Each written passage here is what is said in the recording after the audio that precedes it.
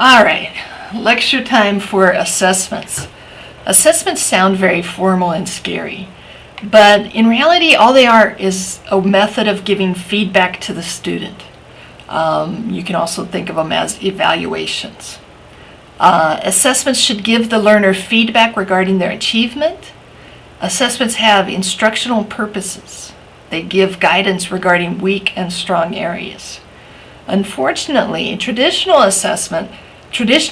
assessment has meant only a summative assessment that is given at the end of a learning cycle. Summative, S-U-M-M-A-T-I-V-E, summative evaluations are retrospective. Okay, so it's after the learning has happened, you go back and you look backwards. It's retrospective, you look backwards. Okay, and judge how much learning has happened. So you give a sum of the learning. Think of it mathematically, because in math, a sum means, for example, when you add 2 plus 2, the sum is 4. And so it's that type of summative evaluation. Formative evaluations, on the other hand, happen during the learning cycle and usually in a variety of ways.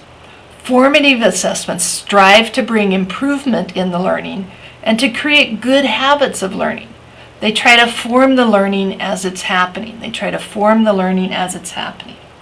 So let's look at this website I found from the University of Texas, El Paso, the Center for Effective Teaching and Learning, comparing formative and summative evaluation. I like this chart. So summative, like I said, is looking backwards. Formative is proactive and looks forward. Formative is trying to make improvements, whereas summative is just trying to record what you've achieved. Okay, by document here, it means the recording of it, or the evidence, showing the evidence of your achievement. It also shows the evidence of your habits, whereas formative is trying to develop good habits.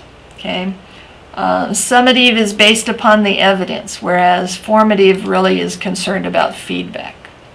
So I like that little chart there. Okay, let's think about it in terms of a group project.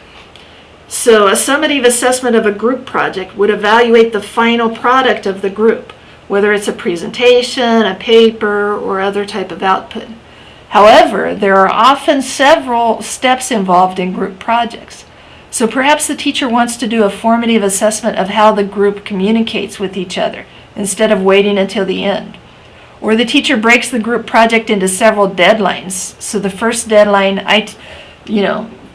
for me, the first deadline I typically give is that they have to hand in to me a paper showing the tasks and responsibilities that they have agreed to for each group member. So they just write down the group member's name and next to it what that group member is going to do for the group. This is easy to assess because either they hand in that paper or they don't. Depending upon how big the project is will determine how many formative assessments you include to keep them guided in the right direction. Okay? So assessments range from so informal that the student doesn't realize they're being assessed to so formal that the student studies for months. Examples of informal assessment would be telling a student they did a good job, or looking over a student's shoulder and seeing them heading down the wrong path, and you let them know right then that they're heading down the wrong path instead of waiting until the end. That's an informal type of formative assessment. Formal assessment examples would include rubrics and checklists, which are two of my favorites. Portfolios and e-portfolios are also formal assessments. Instructors should use a balance between formative and summative assessments, as well as between informal and formal. So in other words, summative assessments are not wrong and not bad, but they shouldn't be the only type of assessments you allow.